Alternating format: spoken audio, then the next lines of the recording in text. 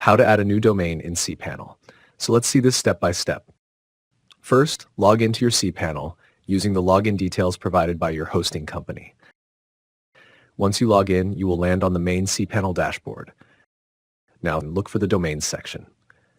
Click on Domains under the Main Domains area. Here you will see all the domains that are already added to cpanel. To add a new domain, click on Create a New Domain.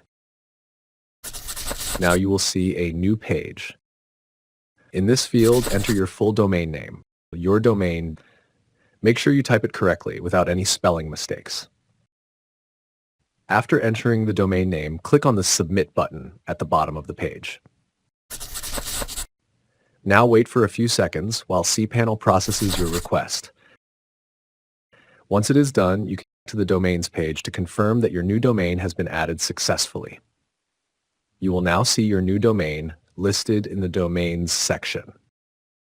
And that's it. Your new domain has been successfully added in cpanel. If you found this tutorial helpful, please like the video, leave a comment below, and share it with others. And don't forget to subscribe to the channel.